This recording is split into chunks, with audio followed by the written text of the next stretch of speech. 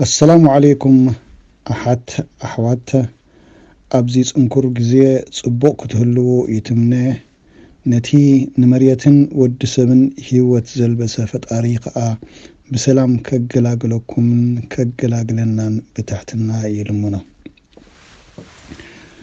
أحوات نزي ترخيب زلو كنتات الزامتك أفلطها رؤيتها تتكافلنا سلزبولني قريبكم زلخو بمويا درجايو أنا حاوكم محمد برهان إدريس إبهال أب جرماني قمت ناي حكمنا تمرتي مسجرسكو أب هوسبيتال ني شدشت عمت أب انترنال ميديسين نسلست عمت أب بنمولوجي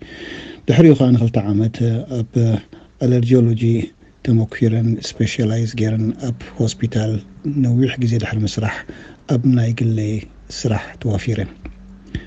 بغنعنا نقرأكم أبناء أكاديمي مدرخ التجورة بحلفين حدا بمويا من جديد لقز ولا التحساس بازلو قليل خوني خيليو أب حزب قريب كا التجو رؤيتو جن كبد خبلي خيليو مخنياتو تزلك فلت أخت فلت أصل تدلي إسقاس لزي كال خبدك كاي خيليو زيك العالم تمكرو زلو غازت إنيا بغللونا بهزبي خبصح يخيل يزبل أمنتي زلني زخون خوينو فتني كجمريا بزعبة هذه أقاتمنا زلو كنتات كنزارب انكلنا بزعبة تعنان حمام أكل رايزي كونس اتهي أسعيبو زلو أسنة لبونان قوت أباون شجر نمتقاس قبوية إذي كنتات مسحالفي عبي علم الخوي قد أباوي تقام كختل يزبل أمنت هنا لني قن تمليسنا أب زعبا زي لومي زمسانا ناي كورونا فيروس كنزار من كلنا حدا مسرتاوي تردؤتات مفتار أدلاي كورونا فيروس حدش ديو كورونا فيروس حدش هيكونن صدرا ناي كورونا فيروس نويح جزي تفلت يوم انتاي تحت حدش أما جرشا ورحي ديسمبر كلتشعن 19 بسلاسان عدن ديسمبر أب ووهان استبهلت ناي هناي دغلاي جزءات كتما نمجمر تاجزية فلي زبلة فلو لايك همام مالت ناي ايرويز ديزيز ناي قدنا متنفسي مالتيو تخسيتو فلوينتو مبزحتو زي ناي سعال قنفع زمسل ناي فيروس حمامات كل مبزحتو ناي برونكايل سيستم وي ناي تي قدنا متنفسي حماماتيو إذن بوزح ناي سامبو حمامات ناي متنفسي أكلاتنا وي ناي ملوات ناي غاز أكلنا نبلا سامبو حمام سلزختله كبيتك كوينو سل ترخبه حكايم نايت بوتا مستمرامرتي تلاخافي حمامات ناي infectious disease تمرامرتي وي ساينتست كمرامورو يقددمو ازي اب عداغا ناي بحري مغبي ببزح تراي حمام طنقو حدا وسن فيروس مخانو تفليطو ازي طنقي وي فيروس نبلو مستيخل تشحن كلتشحن سلستن عبي صقم زفطره فيروس بغزيو كبيد متقعتي مالت سيفير اكوت ريسبيراتوري سيندروم زفصمه فيروس كورونا فيروس استبهله زمساسل سلازخونه بمتحبر نا علم شماغله تمرامرتي ناي فيروس International Commission on Taxonomy of Viruses نازي شمهي بمو حدش ستك أصل زخونة نوفل زبل شم مس سارس كوف 2 أسنيوم نزي حدش فيروس شم هيبمو تشمو ان سارس كوف 2 تا ان نوفل مالتها تا سارس كا اتشعو أبكل تشعن كلتن اتي كورونا فيروس زفتصمو أشجار زخونة نايتعنا صقمات نعو مذكاريو تكوف كا كورنر سلازخونه تيناي قداماي سارس كوف 1 يلومو نزقا سارس كوف 2 تباهيلو تسميو سلازي كنفلت زلنا اتي فيروس امثال ناي زودي سلازلو سارس كوف 2 اتي ناي كلتشحن كلتن كا سارس كوف 1 تباهيلو تسميو ازي شمزي سؤال كاز مص زي كونه بناي عالم ناي فيرولوجيس افلطون تموكرون تمرامرتن استصوع عشمي السخا يسرحهم نساتهم نزي اسمات نمهاب الحمام جن كوفيد 19 يبهال نزقا كالوت شماغلي كلينيكال اكسبرتس ناي ICD ناي انترناشنال كود اوف ديزيز نزي زمرامور سبات كا نت حمام كا كوفيد 19 يلوم كوفيد تي سي او زبل كورنر مالتي تي بي اي فيروس تي دي ديزيز 19 اب 19 سله سفلت وي ديتكتد سله زخونن مالتي تلخاف الحمامات كسعبو زخولو بزحات فطرتات وي ناي كيميكالاوي قرصاتات chemical organic structures فيروس نوعلهم chemical organic structure مثالي بكتيريا فانجس فيروس بزحات مسرت خوز خونه فللي اللوم اب تماتاتهم قرصا يكون اب طباياتهم اب بزح ناتاتهم بحرياتاتن مثالي محلالفو خلو بستفالي منقدي محلالفو زم تلاخفت حمامات زياتهم وي تلاخفتي نولم فطرتات كاب انسسانا بسبي محلالف سونوزم نبلوم وي كاب سبنا بسبي محلالف بستفالي اقباب بدم ديو بمرخاب ديو محلالف وي دما بمنكاسوني محلالف إذن كورونا فيروس نبلو لكن دروبلت سبريد نبلو بمستنفاس زم حلالفي حجي زوم كلهم تلاخفتي صوعنا يوم بكتيريا يكونوا فانجس يكونوا فيروس يكونوا كلهم زياتهم كومون كالوت سفلاليو كنسهم جن ناي كلهم ناي حبار بحرياتات كاللوم نسوقا كتقعوها انت خوينهم زوسنو كونتات تحزتوت عنا خايو ناي مكلخال عقمي immunity نبلو intact immunological structure تلقى خوينو مالت قنوع زخوني حيال زخوني ناي مكلخال عقمي تلقى خوينو اتي متقعتي بزوم تلاخفتي فتنة رايك خوني خيلي يتقعوها اسخاقن وي اي فلت اكان وين دماني انت تفلت اكاون بتعمي فوكسي خون مايلد نبلو وين أصبيو حيالت دي كوينوتي ناي مكلخال عقمخا تمتقعتخا حيالت الانيرون كبد زبل خوني خيل مودريتون نبلو انتد أصبيو حيال زخونه متقعته خوينو جن تحمام يتقعكا كوم اون سقعموت ونك كدارغكا يخيليو سلازي سخان تدقى صبوق ناي مكلخال عقمي ألكا خوينو نتحمام معوت تواصو سلازي حمام معاسيو حمام ناي مكلخال عقمخا مس الداخم كبد متقعتي مزهلو تي بكتيريا لخونو وي فيرال لخون استايزلو تدقى كبد كوينو تمتقعتي خبيت كوينه مثالي اب مجمرتنا حدا حمام بطعمي حيال زخونه موجوداتي بتم فيروس يكونوا بكتيريا سلازخونه ابتي غزيزي كبيت ناي مسغغار حمام صقمات الله ولا ونتي دحاني زبل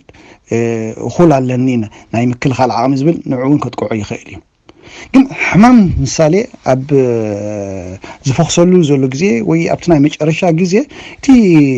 ቫይረስ ላስት ይኹን እቲ ክብደት ናይቲ ቫይረስ ይኹን ናይቲ ባክቴርያ ይኹን ውሕድ ስለ ዝኾነ እቲ ናይ ምልጋብ ፀገማት እውን ክውሕድ ይኽእል እዩ ስለዚ እንታይ እዩ እቲ ወሳኒ حمام ናይ ምክልኻል ዓቕምኻ ምስ ዝዳኽም ከቢድ መጥቃዕቲ ምስ ዝህሉ ሳልሳይ ከዓ ምቹእ ኩነታት ምስ ዝፍጠር ሓደ ነገር ኣሎ ክንፈልጦ ዘለና ብዙሕ ግዜ እዞም ተላኸፍቲ ንብሎም ሕማማት ወይ ስታይ ሕማም ዝፈጥሩ ምሳና ብሰላም ክነብሩ ዝኽእሉ ተላኸፍቲ እዮም ንምሳሌ ኣብ ኣፍና ብዙሓት ተላኸፍቲ ኣለዉ ባክቴርያን ወይ ፋንገስ ከለለዉ እዚኣቶም ባህርያዊ ቦታኦም ስለ ዝኾኑ ኣብኡ መጥቃዕቲ ኣይፈጥሩልካን እዮም በአንጻሩ ንዓኻ እዮም ዝሕግዙኻ መጥቃዕቲ ይፈጥሩልካ ዝመፁ ካልኦት ዓይነት ባክቴርያን ንዓኣቶም ፋጎሲቶዚስ ዝብልዎ መንገዲ ገይሮም ንዓቶም ይበልዕዎም የጥፍእዎም ይከላኸሉልካ ንኽርድኣና ሓደ ምሳሌ ክጥቀም እንተ ደኣ ገለ ሕማም ኣጥቂዑካ እሞ ሓካይም አንቲባዮቲካ የድልየካ ኢሎምካ እቲ አንቲባዮቲካ ካብ ዓቐኑ ንላዕሊ እንተ ደኣ ኮይኑ ነዞም ምሳና ብሰላም ዝነብሩ ንዓና እውን ዝሕግዙና ተላኸፍቲ ንዓቶም እውን ስለ ዝጎድእዎም ንሳቶም ይእለዩ ካብ ኣፍካ እሞ ብዙሕ ከቢድ ዝኾነ መጥቃዕቲ ናይ ለኸፋ ኣብ ኣፍካ ይርከብ ከቢድ ኢንፌክሽን ይገብረልካ ስለዚ ምቹእ ኩነታት ክብል ከለኹ እንተ ደኣ እዞም ፍጥረታት እዚኣቶም ክከላኸሉልካ ኣብ ዘየለዉ ኩነታት ሃልዩ ማለት እዩ ንምሳሌ ቺክን ቦክስ ንበሎ ኣብ ቆልዑት ከቢድ ፀገማት ይፈጥር እቶም ዝፀንሑ ድሕሪኡ ቫይረስ ግን ሙሉእ ህይወትና ምሳና ብሰላም ክነብሩ ይኽእሉ እዮም ሓደ ግዜ ግን እንተ ደኣ ናይ ምክልኻል ዓቕምና ኣብ ፀገም ኣትዩ ሕማም ይፈጥሩልና እቲ ሕማም ግን ካብቲ ናይ ቆልዑት ሕማም ፍልይ ዝበለ ካልእ ዓይነት ሕማም ይፈጥሩልና ሳልሳይ ምሳሌ ኣብ መዓናጡና ንዓና ዝጠቕሙና ክሎስትሪዲየም ዲፊሲል ዝበሃሉ ኣለዉ ተላኸፍቲ ባክቴርያን እዚኦም ንዓና ኣድለይቲ እዮም ዝሕግዙና እዮም ኢንፋክት ኣብ ናይ ምፍጣር ወይ ናይ ፕሮዳክሽን ናይ ቫይታሚን ኬ ኣገደስቲ እዮም ከም ንፈልጦ ቫይታሚን ኬ ብዙሕ ደም ንኽነፍስስን ዘይነፍስስን ኣገዳሲ ዝኾነ ቫይታሚን እዩ ስለዚ ኣብዚ ንምፍጣር እውን ሓገዝቲ እዮም ስለዚ ስኻን ምሳሌ አንቲባዮቲካ ሓኪም ኣዚዙልካ እሞ ንሳቶም ከዓ ተተንኪፎም ንዓኻ ኣብ ዓብዪ ሓደጋ እውን ትበፅሕ ስለዚ እዚኣቶም እውን ኣድለይቲ ምሳና ዝነብሩ እዮም ከም ራብዒቲ ምስክላ ክጥቀመላ ዝደሊ ኣብ ሓንጎልና ንምሳሌ ኣብቲ ከባቢ ዝነብሩ ባክቴርያን ኣለዉ ናይ ሲሪያ ሜኒንጊቲዲስ ንብሎም እዚኦም ብሰላም ክነብሩ ዝኽእሉ እዮም ምሳና ግን ካብቲ ናታቶም ሃቢታት ካብቲ ንሳቶም ዝነብሮ ኣብቲ ከባቢ ዘሎ ውፅእ ኢሎም ኣብ ካል ቦታ እንትደኣትዮም ንምሳሌ ኣብቲ ናይ ሳብ ኣራክኖይዳል ስፔስ እንብሎ ከቢድ ሕማም ክፈጥሩና ይኽእሉ እዮም ሜኒንጋይትስ ፈጥሩና ክቐትለካ እውን ዝኽእል ሕማም ማለት እዩ ስለዚ ከምቲ ኣቐዲመ ዝበልኮ ናይ ምክልኻል ዓቕምኻ ምስ ዝዳኸም ከቢድ መጥቃዕቲ ምስ ዝፈጥረልካ ምቹእ ኩነታት ምስ ዝፍጠር ሕማም ንፈጥር ስለዚ ክንፈልጦም ዘለውና ምቹእ ኩነታት ድኽመት ዓቕሚ ምክልኻል ወሳኒ ግደ ኣለዎም ወሳኒ ዘሎ ግደ ኣብ ሕማምን ኣብ ከይድ ሕማምን ንምሳሌ ሓደ ሰብ ናይ ቫይረስ መጥቃዕቲ ይረኽቦ ፍኹስ ዝበለ ሕማም ክሓመም ይኽእል ስራሕ ይኸይድ ናብርኡ የከናውን ካልእ ሰብ ግን ቁርተይ ድኽም ዝበለ ዓቕሚ ዘለዎ ኣፀቢቑ የዳኽሞት ሕማም ኣብ ገዝኡ ኮፍ ከም ዝብል ኣብ ሆስፒታል ከም ዝኸይድ ምናልባት እውን ናይ ኢንተንሲቭ ኬር ኬስ ክኸውን ይኽእል ስለዚ ዘን ዝበልክዎን ረቑሒታት ኣገደስቲ እየን ተመሊስና ኣብዚ ዘለዎ ኩነታት ክንመለስ እንተ ደኣ ኮይንና ኣብ ቻይና ብዙሓት ልኹፋት ኣለዉ ካብዚኣቶም ግን እቶም ኣብ ከቢድ ሕማም ዝበፅሑን ንሞት ተዳረኹን 0.6% እዮም ኣብ ጀርመን 0.3% እዮም ኣብ ዓጥልያን ግን 10% እዮም ብጣዕሚ ብዙሕ ስለምንታይ ኢልና እንተሓቲትና ክልተ ዓበይቲ ረቑሒታት ይፅውዓ እቲ ሓንቲ ሶሻል ዲስታንሲን ኣብ ዓጥልያን ክብድ ዝበለ እዩ ምክንያቱ ጣልያን ብመሰረቶም ናይቲ ሕብረተሰብ ብሓንሳእ ናይ ምንባር ብሓንሳእ ናይ ምርኻብ ማለት ብጣዕሚ ማሕበራዊ ናብርኦም ዝተኣሳሰረ እዩ ምስ ነንሕድሕዶም ስለዚ ኣብዚ ፀገማት ይፈጥረሎም ካልኣይ ድሕሪ ጃፓን እቲ ዝዓበዩ ዜጋታት ዘለዎ ሃገር ኣብ ጣልያን እዞም ዓበይቲ ሰባት ዝተኻእለ መጠን ስድራ ቤቶም ተኣሳሲሮም ክነብሩ እዮም ዝደልዩ ብሕልፊ ደቆም ወሰንቲ እዮም ንዓኣቶም ስለዚ እቲ ሶሻል ዲስታንሲንግ ዝበሃል ብጣዕሚ ክብድ ኢሉ ኣብ ጣልያን ኣብ ርእሲኡ ከም ዝበልክዎ ዕብየት ብመሰረታዊ ዕብየት ድዩ ትፀገም ዝብል እሱ ንእሽተይ ፀገም ክኸውን ይኽእል እዩ ፀገም ግን እቲ ምስ ዕብየት ዝመፅእ ተኣሳሲሩ ዝመፅእ ፀገማት እዩ ንሱ ከዓ እንታይ እዩ ምስ ኣብ ዕብየት ከበድቲ ሕማማት ይመፅእ ብዙሕ ግዜ ናይ ዳያቤትስ ሕማም ይፍጠር ብዙሕ ግዜ ናይ ብዙሕ ደም ሕማማት ይፍጠር ካንሰር ኣሎ እቲ ግዜ እቲ ምስ እንዳዓበኻ ምስ ትኸይድ ናይ ልቢ ሕማማት ይፍጠር እዞም ሰባት እዚኣቶም ብጣዕሚ ንመጥቃዕቲ ዝተሳጥሑ እዮም ስለቶም ዝሞቱ እውን ተዳሪናዮም ካብ 2-3 ሕማማት ንላዕሊ ዘለዎም ዓበይቲ ሰባት እዮም ስለዚ ብመሰረቱ ፐርዘ ዓብ ሰብ ስለ ዝኾነ ይመውት እዩ ወይ ይጥቃዕ እዩ ማለት ኣይኮነን እንታይ ዳ ምስ ብዙሕ ነገራት እተኣሳሰረ ነገራት እዩ ሕጂ ሓደ ምሳሌ ንኸበኩም ቅድሚ እዚ ናይ ሎሚ ረኺቡና ዘሎ ዓብይ ፀገም እቲ ናይ መጨረሻ ቅድሚ 200 ዓመት ኣቢሉ እዩ ኣብ 1918 ኣብ ናይዚ ስፔን ፍሉ ዝብልዎ ናይ ስጳኛ ሰዓል ዝብልዎ ማእልያ ዘይብሉ ሰብ እዩ ሞይቱ ዳርጋ 50 ሚልዮን ዝኸውን ህዝቢ ሞይቱና እቶም ዝበዝሑ ግን ዓበይቲ ሰባት ኣይኮኑን ነይሮም እንታይ ዳ መናእሰይ እዮም ነይሮም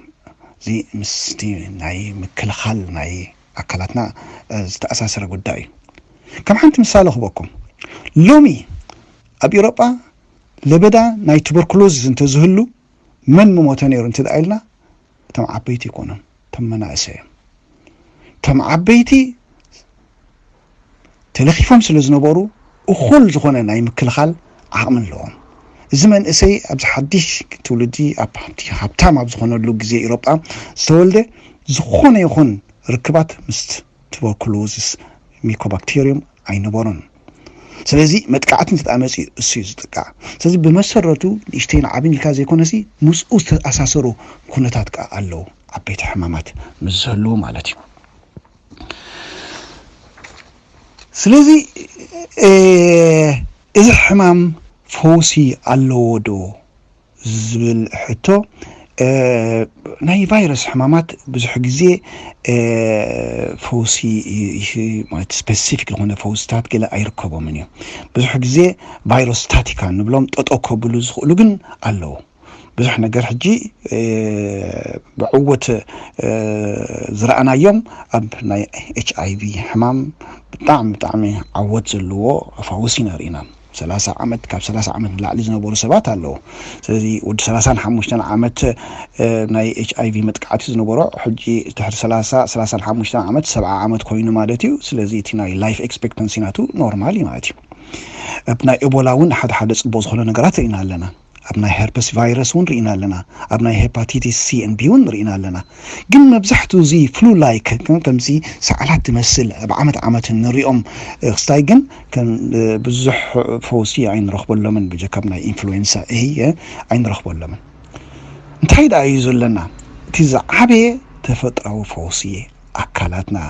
ናይ ምክልኻል ዓቕምና እዩ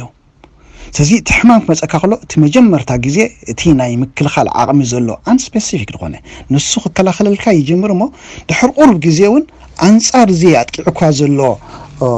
ተላኻፊ ንዕኡ ስፔሲፊክ ዝኾነ ንዕኡ ጥራይ ዝምልከት ናይ ምክልኻል ዓቕሚ ኢሚዩኒቲ ትፈጥር እሞ እዚ ካብቲ ሕማም ይከላኸለልካ ስለዚ እቲ ዝዓበየ እቲ ናትና ናይ ተፈጥራዊ ዓቕሚ ንሱ እዩ ትወሳኒ ካልኣይ ክትባት ክኸውን ይኽእል እዩ ቫክሲኔሽን ንብሎ እዚ ክትባት ግን ሓደ ፀገም ኣለዎ ቀዳይ ነገር ነዚ ሕጂ ተረኺቡ ዘሎ ፍሉይ ዝኾነ ናይ ኮሮና ቫይረስ ንዑ ዝኾነ ብችእ ቫክሲኔሽን ክሳይን ክትፈጠር ገለ ዓመት ኣቢሉ ክወስድ እዩ ቅድሚ እንተ ደኣ ኮይኑ ግን ብዙሕ ፀገማት ዘለዎ እውን ክኸውን ይኽእል እዩ ምክንያቱ እቲ መደባዊ ዝኾነ ኣሰራርሓ ሳይንሳዊ ኣሰራርሓ ከይተኸተልካ እምበር ንዑ እንተ ደኣ ተኸቲልካ ብሓፂር ግዜ ክትፈጥሮ ኣይትኽእልን ኢኻ ምክንያቱ መፅናዕትታት ኔኻ ክትገብሩ ዘለካ ሳይንሳዊ ዝኾኑ መፅናዕትታት ፌዝ ኤ ፌዝ 2 3 and 4 ዝበሃል ኣሎ ንሱታት ጌርካ ክትሓልፎ እንተ ደኣ ኮንካ ብዙሕ ግዜ ክወስድ እዩ ግን ድሓን ጥራይ ሓገዝ ክኾነና ኢልካ ጌርካዮ ግን ብዙሕ ፀገማትን ክፈጠር ይኽእል እዩ ስለዚ ኣብዚ ኣብ ከይዲ ንሪኦ ጉዳይ ደኣሉ እምበሪ ብዙሕ ከፀግመና እዩ ብዙሕ ግዜ እውን ክወስድ እዩ ስለዚ ከምታ ዓንተ ይዝበልኮ እቲ መጀመርታን ኣገዳስን ዝኾነ ናትና ናይ ኣካላትና ዓቕምታት እዩ እሞ እዚ ካብ ኮነ ደኣ እንታይ ኢና ንፅበ ዘለና ከመይ ገይሩ እዩ እዚ ነገር እዚ ክጭረሰልና ዝብል እንታይ እዩ እቲ ተሓሲቡ ዘሎ ወይ እንታይ እዩ ክመፀና ዝኽእል እንተ ደኣ ተባሂሉ እታ መፍትሒታ ዝበዝሕ ሰብ ክልከፍ እዩ ዝበዝሕ ሰብ ምስ ዝልከፍ ዝበዝሕ ከዓ ናይ ምክልኻል ዓቕምታት እንዳፈጠርና ክንከይድ ንኽእል ኢና እዚ ሄርድ ኢሚዩኒቲ ይብልዎ ጀርመን ዶሽ ዞይሽንስ ግራድ ይብልዎም እዚ እንታይ ማለት እዩ ዝበዝሕ ሰብ ምስ ዝልከፍ ዝበዝሕ ሰብ ከዓኒ ዓቕምታት ይፈጥር ከምቲ ክሳብ ሕጂ ዘለና ተመክሮ ብመፅናዕቲ ብጣዕሚ ቨሪ ኮምፕሊኬትድ ዝኾነ መርመራታት ገይሩ ዝተረኽበ 60% እንተ ደኣ ናይ ሄርድ ኢሚዩኒቲ ኣለዎ ኮይኑ ሕብረተሰብ ካብዚ ፀገም ክንገላገል ንኽእል ኢና ሕጂ ገለገለ ሰባት ምናልባት ፕሮቮካቲቭ ዝኾነ ሕቶታት ክሓቱ ይኽእሉ እዮም መፍትሒኡ እንተ ደኣ ምልካፍ ኮይኑ ደኣኒ እንታይ ዝኽሉ ስጉምታት ኣድላይ ኮይኑ ተረኽበ እንታይ ቆልዑት ካብ ትምህርቲ ጠጠው ነብሎም ስራሕ ካብ ስራሕ ጠጠው ንብል ዘይንኸይድ ዘይንሰርሕ ንልከፍ እሞ ስለዚ ዓብይ ክፋል ናይቲ ሕብረተሰብ ኢሚዩኒቲ ወይ ናይ ምክልኻል ዓቕሚ ክፈጥር እዩ እሞ እቲ ሕማም ከዓ ተኣልዩ ማለት እዩ ከም ሓሳብ ልክዕ እዩ ዝበዝሕ ሰብ እንተ ደኣ ተለኺፉ ዝበዝሕ ኢሚዩኒቲ ንፈጥር ካብቲ ሕማም ካብቲ ዘለና ልብዳ እውን ንገላገል እቲ ዓባይ ፀገም ግን እዛ ትስዕብ እያ እንተ ደኣ ኣብ ሓፂር ግዜ ዓብይ ኣካል ናይ ሓደ ሕብረተሰብ ሓሚሙ ኣብ ፀገም ንኣቱ ንምንታይ ኣብ ፀገም ንኣቱ እዚኣ እውን ሓንቲ ንእሽተይ ምሳሌ ገይረ ከብርሃ ክፈትን እየ ንምሳሌ